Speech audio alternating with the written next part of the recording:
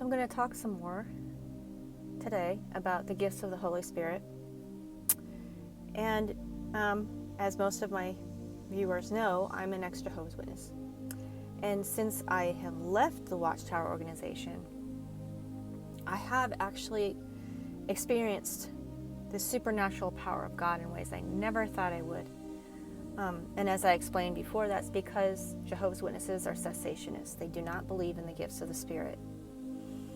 But they are real. Like I said, I've experienced them. I've experienced hearing accurate prophecy. I've prophesied accurately myself. I've seen, experienced, and participated in healings. I've been delivered of demons. I have prayed deliverance for other people. I've seen people be delivered of demons. I have received the miraculous gift of tongues. They are real. All of these things are absolutely real. And I was going to just talk about the miracles. I mean, that would make for a really convincing video, right? Just talk about the awesome things I've seen. But I also want us to talk about the struggles that I've experienced with my faith when it comes to miracles, particularly when it comes to healing. Because I don't think I'm doing anybody any favors by making it look like there was no struggle. There has been. But before I talk about that, I'm just going to describe some of the experiences that I've had that were miraculous. And so the first time I experienced a healing miracle was on a day that I was feeling the most powerless I think I've felt in a long time. I basically couldn't walk. My right hip hurt so bad that I couldn't walk. I, in fact, had to crawl to the bathroom just to go to the bathroom. But I was feeling so down and depressed and discouraged that day. It happened to be a Sunday that I felt like I just had to get to church. I needed to get to church to be with friends and maybe to pray and be prayed for. And so I prayed to God. I said a very audacious prayer. I said, if you want me to go to church tonight, please put my hip back in the socket and take away all the inflammation. And it was just said out of pure frustration, really. But you know what? By the end of that, I was going to go to an evening service, and by the time that service rolled around,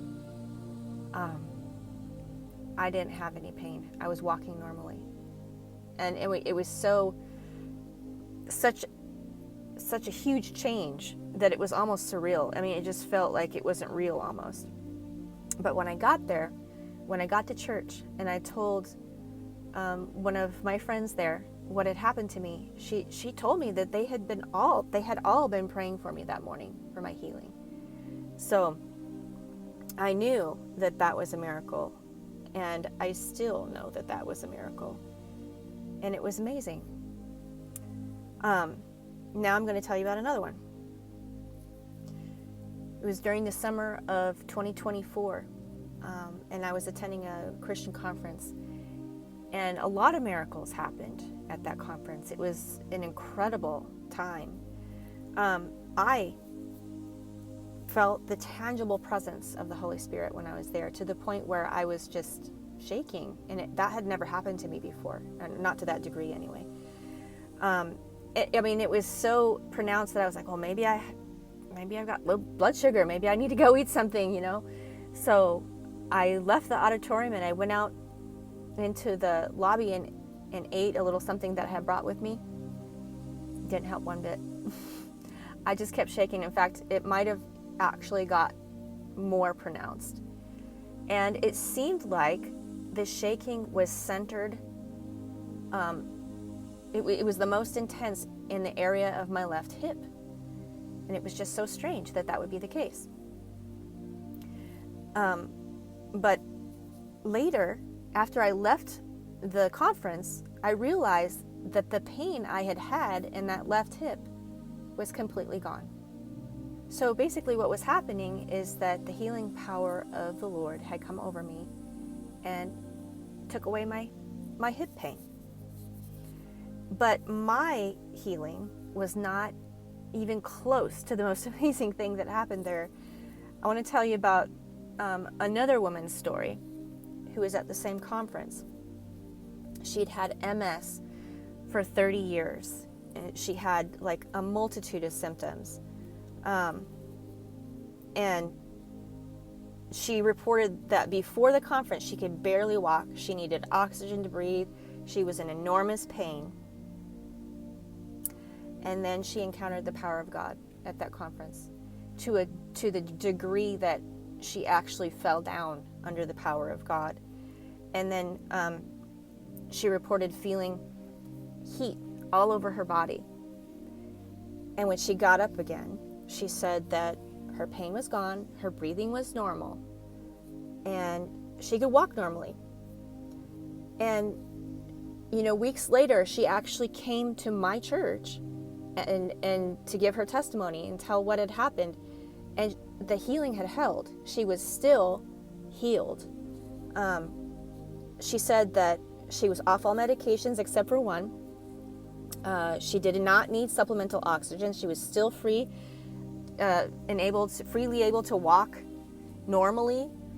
And she even shared doctor's reports, the before and after doctor's reports, and they indicated that a miracle had indeed taken place. It was real.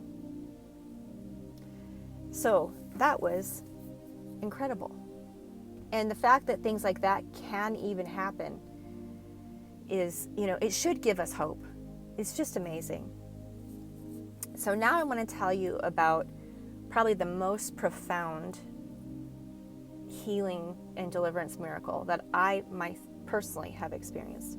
And that happened last year. It was during the spring of 2025.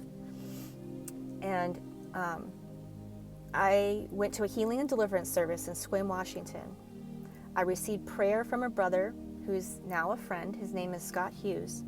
And during that prayer, I experienced a profound deliverance from the spirit of infirmity, similar to what happened, when Jesus healed a woman with a crooked spine. And after that prayer, after the deliverance, my crooked spine straightened up.